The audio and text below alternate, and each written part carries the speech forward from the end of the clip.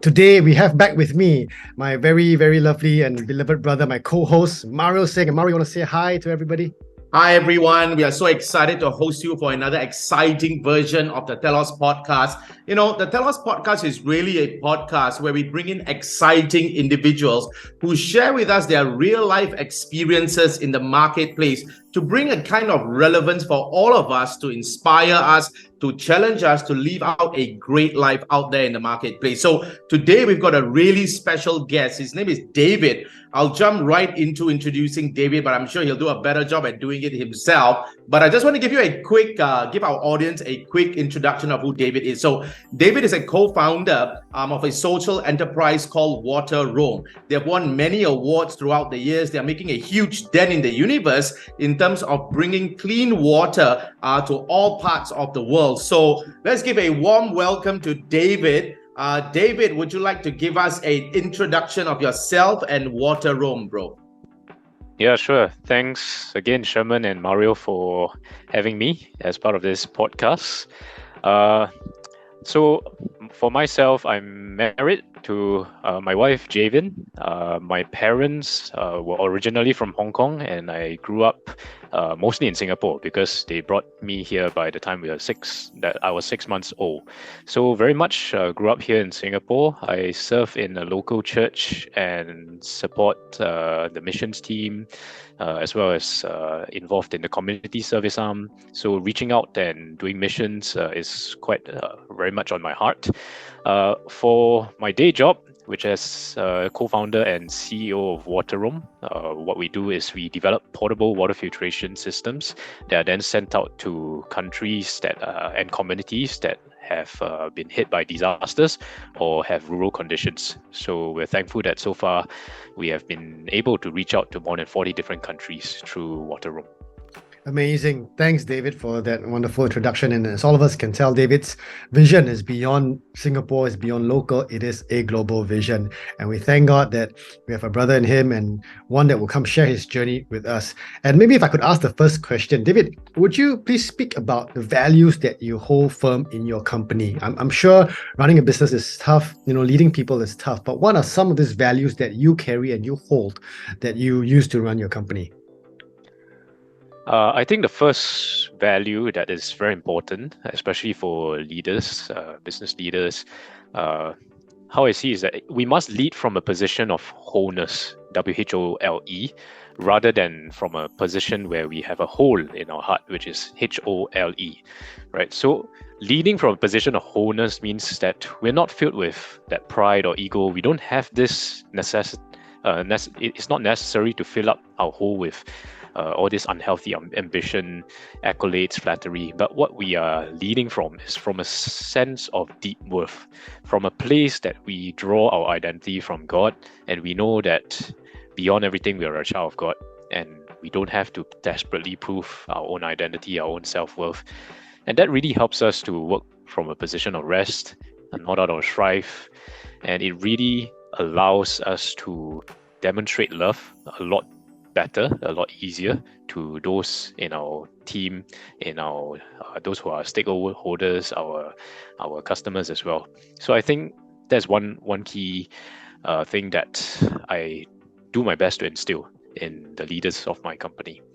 The second value that is very important is culture of honor. So honor is one of the three main pillars of our culture in the company as well. What I refer to honor is we have to value that every individual in our team has a set of strengths and weakness, right? We understand that even for myself, I have a set of strengths and I also have a set of weakness. But what's important is that we work as a team and we complement each other so that your strengths will cover my weakness and then my strengths will cover your weakness. So what happens in many companies is if there are politics, it's usually because people keep harping on other people's weakness. Like we choose to ignore the strengths and we keep talking about somebody's weakness. He's so bad at this. He's not good at this. He's always not on time. So we just keep harping on that, and that is when politics come up. But honor is helping everyone to realize their strengths, build that up, and find a way to cover our weaknesses with another person in the team or another group of people in the team. And in that sense, we are working together robustly. We're honoring each other. And I think that's what really the Bible tells us in Philippians chapter 2, verse 3, which is do nothing out of selfish ambition or vain conceit, but in humility, value others above yourselves. So when we can have this attitude of valuing others above ourselves, it really allows us to see that people have dignity, people have value in our company, no matter what kind of role. So there's no role that is too small, all the way to our interns or even those who do the production line for us. They are in no way of less dignity for the work that they do. Integrity means that we are doing things in the right way, even when nobody is looking. And I think that's so important because when we are operating in many other countries outside of Singapore, sometimes it's a bit less transparent. It's a bit more gray in some of the areas that we have to make decisions on. But over time, we do our best to understand what is the right approach. In fact, sometimes right can be very different.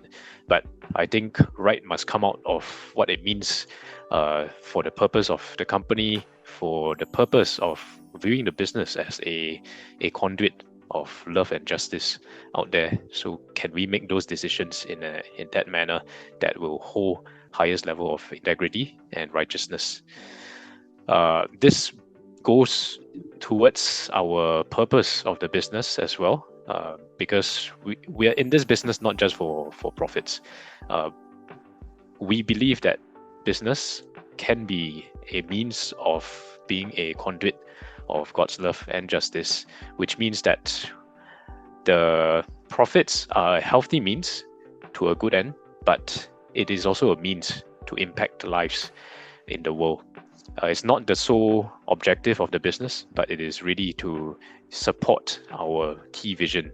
And so along the way, we must have strong integrity and righteous practice, and to ensure that we can meet this purpose of our company. Wonderful. So with these three values, I know even before we jump to the next question, I just want to ask a intermediate question. Like, whenever there are problems in the company, I mean, whatever challenges that you guys might be having, right? How do you ensure that in terms of decision making, that everyone defaults to the three stated values of wholeness, honor, and integrity? Because I think this is a powerful point, that many people will have stated values, right? But there are always challenges in any organization. So how do you guys ensure that everyone lives out these values, especially when there are tiffs, whenever there are challenges in the company? And to add to that, if I jump in here, because Mara put on a very good point, David, is it convenient for you to share also with us maybe a couple of examples, of how that was that played out and how you exercise those values, so that we could also learn and catch some of the ways that you exercise these principles. Right, sure.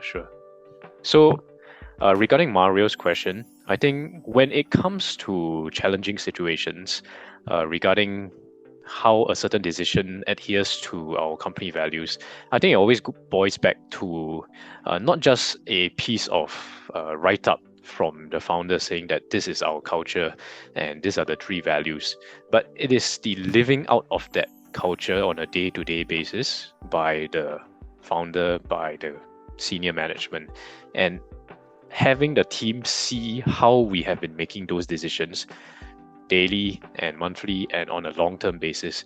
That allows many of our team members to then catch a glimpse of what it means to live out that culture. So I think writing it on the board, that's important, but then actually living it out by those who are the senior management in the company, that is very key. So my job as the CEO is to ensure that people are constantly living it out in their decisions and activities that they do.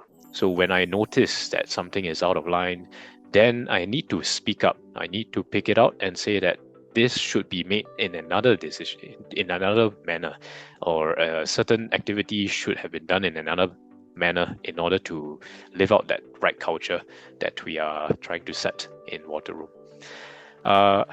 Regarding some of the stories that may be a test to some of the values that we have, I think one big test on our purpose was in the quite the early days. We had an offer by a VC that was willing to put in a 6-digit amount, quite a substantial one when we are first starting. But he said that, I like your technology, but I feel that I want to utilize it mainly for the military market, right? You're doing great with coming out with portable filtration solutions, but just focus on the military market, right? You like to do a bit of that, do good, go ahead, but I really want you to focus most of your efforts on this military market. It was very tempting for many of us, our founding team, and it was a big test to our true core and purpose for why we do what we do. But eventually, for myself, I prayed over this decision, consulted with mentors, and just talked to various ones, especially those in my family who know me as a person. Eventually, we decided to turn down this offer, even though we needed the cash, we needed the funds to grow the company or to even see the lights being turned on in the office. But we decided that the real purpose of why we came together was to serve a group of communities who are vulnerable, marginalized, who needs this more than any other group, and that we build this technology. We need to be very focused. Otherwise, we may be distracted in our pursuit. So we made the decision to turn this VC down, and eventually went mainly for the humanitarian market. So looking back, it looks like we could have moved faster if we took on that amount of money, or it could have meant that we grow much faster, and today then we can come back to doing good. But I think what I would have lost is my entire team, because our entire team came together for the purpose of carrying out this business for the sake of those who are vulnerable and providing clean water for that purpose. So if we really decided to take up this military angle, we will have, I believe I will have lost most of my team along the way, and we would not have lasted for this up to 8 years that we are counting right now, being together and running this company. I think this is a wonderful segue into the next question. I mean, when you mentioned that you prayed about it, could you share with us, David, a couple of keys in your faith journey, right, that has anchored you on your journey of entrepreneurship in Wateroam? Some of the keys that you can speak about. Right. I think having a strong relationship with God is so important, because in my early days, before I was running Wateroam, I did another company, another startup before. Of course, that was during my uni days. I hustled really hard because my objective was to make my first million by 25, and I really worked so hard, slept less than 4 hours a day, and made sure that I would have every exposure. I would go for many internships and try to run my startup at the same time while doing school and trying to be an excellent student. And so during that time when I was running that startup, it taught me a lot of lessons, right? Because I thought that I could do it on my own. I didn't need God. God was in my backseat. I just prayed to him whenever I needed a miracle to happen or I needed a deal to happen. But he wasn't the one being our GPS or driving together with us in the driving seat. He was just a passenger, and I was just hoping that he would help us for all these different kind of breakthroughs that we needed. So what was crumbling for me was that eventually when the company reached to a point where, based on my equity and the valuation of the company, I actually hit my first million by 24. So I thought that I was at the top of the world. I can do this, and my goals have been reached. However, I felt that God saw that this was something not of his plan. He crushed it and threw it in a paper bin, and then slowly the company had to be closed down because we saw so many competition coming in. It was difficult to manage some of the relationships between stakeholders, and just a lot of one challenge after the other, which was very difficult for us, especially for me, who was still quite immature, both in business and both in my faith, to handle at that point of time. What more is I had all sorts of allergies that were worked up because of this burnout situation that I pushed myself so hard. And I realized that working on my own is no fun. Without God, it was just so difficult to get anything done. And working out of that need to fill a hole all the time, trying to fill it with ambition, with accolades, with recognition from my friends and my peers, that was not going to satisfy me in the long run. So there came a point where I had to surrender all to the Lord, and I slowly dropped off every one of these things and just became a proper student, a student of the Lord as well, and just coming back to Him, humbling myself and say that, Lord, wherever I go next, you have to be the one in the driving seat. You have to be the CEO, and so that I will not have to bear all the burden on my own. It's always easy when he's the CEO, because I know that if we need any support, if we need any help on making key decisions, I can turn to Him through prayer. I can turn to God through asking Him, talking to Him just like a friend. And it's amazing to have God to guide me in my decisions. Whenever I need a certain blueprint for what's next, just turn to the Lord, and thankfully He always speaks and always gives an answer. Although it may not always be that quick, but it will eventually come.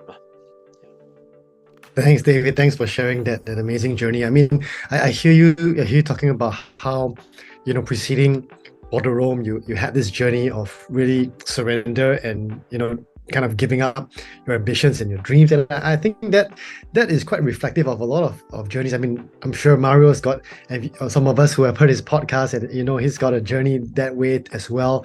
For me, the same, going through a journey of just trying our utmost best and realizing that, hey, surrender is kind of the best way to go, right? But as a hustling entrepreneur, a young hustling entrepreneur, if I could add, it is very hard to be not distracted, right, by what's going on around the world, by the news headlines, by what you see on TechCrunch or different tech magazines, right? So the thing is this, David, what would you say to an entrepreneur that's starting out, that is filled with drive, passion, and ambition, right? That still wants to love the Lord, but it's in this tension of really trying to figure out, right, their place. What would you say is a very nice place to be at for a young entrepreneur starting out his journey, to start businesses and to do startups? Right. Yeah, I think ambition is not a dirty word. In fact, ambition is very important, because God told us in Daniel chapter 11, verse 32, that we are called to carry out great exploits. The people who know that God shall be strong and carry out great exploits. So God is not turning down ambition and having weakness and just not being that hustling kind of entrepreneur that we are called to be. But in fact, it's important to have that ambitious mindset. But what's important is the heart behind it. Are we doing it out of our need to promote ourselves, our need to fulfill something inside our own desire? Or is it for a healthy desire of fulfilling God's mission, God's calling, and His kingdom objectives? So if we have the right heart behind our ambition, I think God will back us up. He calls us to go on great adventures, which are oftentimes against incredible odds. So just like in the Bible, we hear the story of Daniel, of King David, of Joseph. Many of them have to overcome very incredible odds to get to where they were. And so I think in the same way, God is looking out for ordinary people, but with extraordinary dreams and ambitions that can fulfill and can bring forth His kingdom into wherever we are. So we may be ordinary people, but we can trust that God will back us up. So as long as we keep in a strong relationship with the Lord, we are constantly praying and seeking Him for His direction. I believe that He oftentimes will always back us up. Wonderful.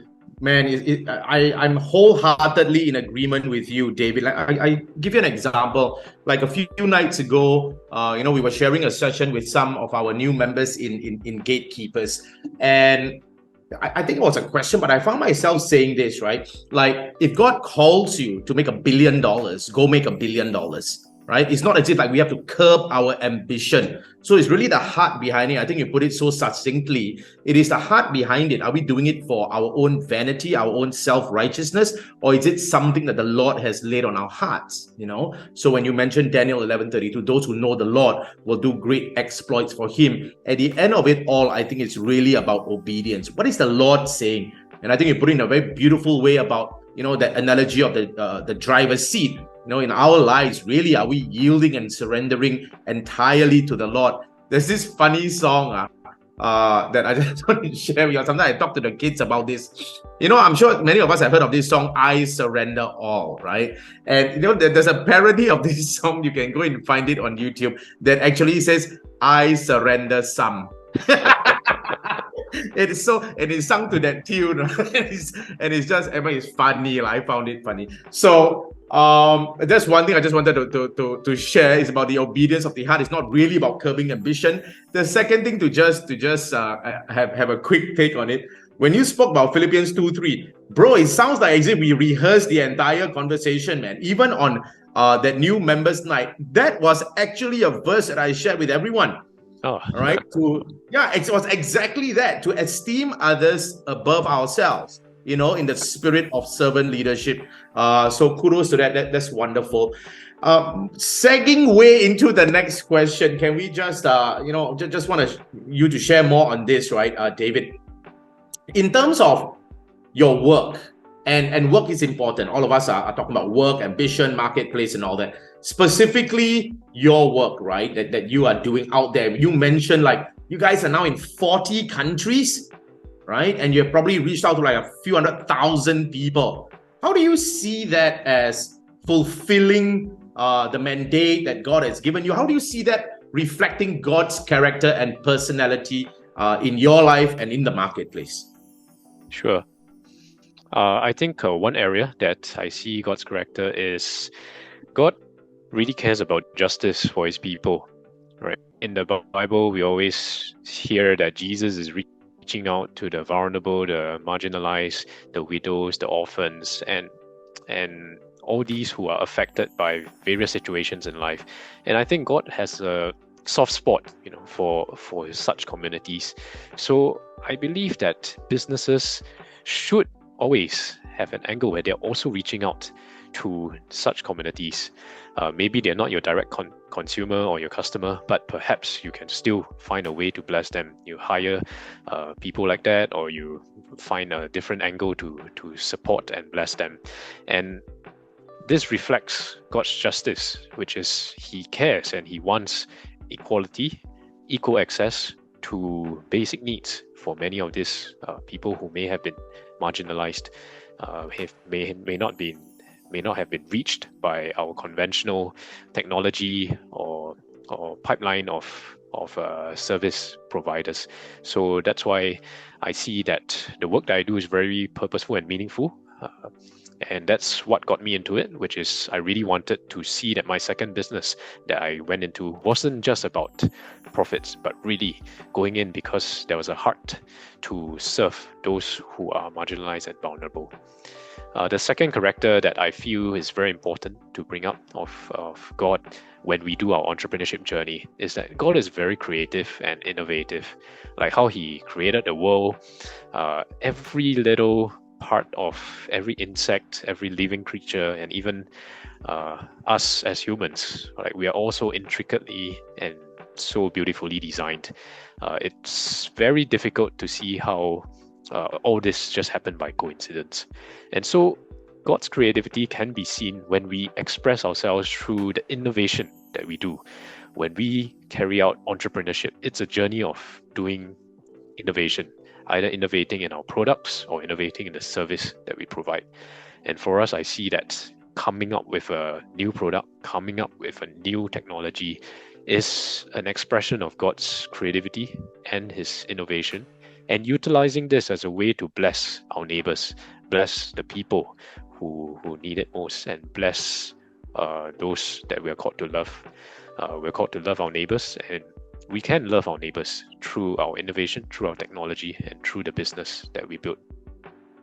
Hey, David, you brought up something that really spoke to my heart, about God's creativity and to match that with servanthood, and of course, as an entrepreneur, you create a product, you innovate, and then you sell you bring the product to the market. Now, just out of curiosity, what your thoughts are towards this, that, we actually can be very creative towards our neighbors, even if we are not entrepreneurs, right? I'm just thinking aloud right here, and David likes to hear your thoughts about how, as whether or not we're entrepreneurs or we're working for somebody or we're at home, in the spaces that God has put us in, how can we reflect God's creativity and his heart of servanthood to the people around us? And could you maybe just touch on that a little bit, because I feel you've captured something in the spirit there, and I wanted you to just kind of bring that to the airwaves and bring that to the heart of audiences today. Yeah, sure. I think, like what you mentioned, right? We don't necessarily have to be entrepreneurs to use that creativity for the purpose of establishing God's kingdom out there. But anyone can do it. I think what's important is that we have a heart to hear out who we are trying to reach out to. When we do any form of reaching out and providing love and care, it's important to first hear out what is the challenge, what is the problem, what are the issues that our neighbors are feeling, our trying to overcome or they're facing. So potentially, if a group of students are finding themselves to lack the skills needed, and because of that they are having trouble trying to find internships or jobs, then we need to first understand why is it that they're lacking these skills, why is it that they're facing such issues trying to overcome this job search and finding their next steps in their career. Or it may be communities where they are somewhat intellectually disabled or mentally disabled, and then they have to overcome many different situations in life, and it always starts from trying to understand where they're coming from, spending time with them before we can be creative about what is the approach that is unique to reach out to them, because sometimes there are existing solutions, there may be existing ways to reach out to them. It's okay to replicate those, but sometimes it may not be localized enough, it may not be meeting the needs, may not be tailored sufficiently to serve such communities in a manner that they can receive it well and adopt it into their lives. So I think what's important is that we spend time listening and hearing the needs of our brothers and sisters who may be affected. In today's time, we hear of many layoffs, retrenchment that's happening from some firms, many firms out there. And so I think there are potential needs out there that we can listen to and then try to see if there's any creative solution. So I think all of us are blessed with ability to hear, and then we think critically, we can come up with creative solutions that God downloads and provides for us so that we can meet the needs of those who are out there. When you mention those two things, right, social justice that the Lord is obviously interested in, and then you mention innovation through creativity, that's how we reflect his character. The one word that dropped in my head, right, and I know it's an overused word to some extent, is really the word love. I mean, guys, think about this, right? If everyone is just operating from a basis of love, to love God with all our heart, soul, mind, and strength, and to love our neighbors as ourselves, right? And this is a theme that runs throughout the Bible, isn't it? I mean, there are just so many parables and analogies inside there. One just comes to mind. In Luke 10, after Jesus was basically speaking about the Good Samaritan, right? And then he's asking them, which of these three, the priest, the Levite, and the Samaritan, which of these three showed mercy to the guy that was robbed? And obviously the disciples said, well, it was the Samaritan. And Jesus' command was you can't mistake it, right? Go and do likewise. Now, in that spirit of obedience, can you imagine if everyone were to just take heed, let it strike deep in our hearts, right? To go and do likewise, I think the whole world would change. So thank you for expounding on that, David. I have one question on my mind. Like, at the start of the podcast, you mentioned that you've been running Wateroam for like 8 years now, bro. 8 years, right? So in that 8 years, are you able to summarize, a couple of nuggets, your journey in the last 8 years? That's the first part of my question. And then like maybe for the next 8 years, what do you think God is speaking to you and your entire executive team in this season so that you guys can go on and create maximum impact to extend your tent, to extend your boundaries way over beyond the 40 countries? Sure. So reflecting in the past 8 years, I think one key trait that has been very important is about being thankful and grateful. Like, to recognize that we could not have done this on our own. Like, we are a very small team. There's less than 15 of us, but we are thankful to have made a lot of impact out there. In fact, we still think that the impact is not that much. It's still very much a drop in the ocean. But we're thankful that regardless, we have since journeyed over these past 8 years, trying to figure out so many different aspects of business, whether it be the finance, whether it be managing technology, trying to mass scale production, trying to internationalize it. All these are quite daunting tasks for all of us as starting from our mid-20s and then coming to our mid-30s currently.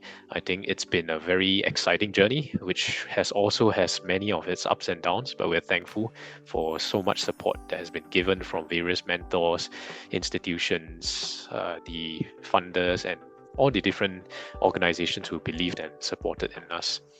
I think what's also important has been realizing that the team has been a big part of it, just constantly coming together, being united, and being recognizing that we need to operate together and not alone, because how fast we can move is as fast as the last man runs. So even though we may not run as fast as the startups or the companies that we read about in TechCrunch and other news sources where it seems like every few months they have something to report. But regardless, I think I'm very thankful that together my team has stayed together and continued to push forward for this vision and mission to be achieved. Then in the next 8 years or in the next decade or so, we still continue to run towards this mission. We know that this is still a very long journey. It's trying to reach out to 2 billion people out there who still have a lack of access to safe drinking water. So there's very much to be done, a lot of technologies to be developed, a lot of new ideas that we need to come up with. We know that just on our own, it's going to be challenging, but we need new inspiration. We need divine blueprints and strategic directions to guide us in what's next.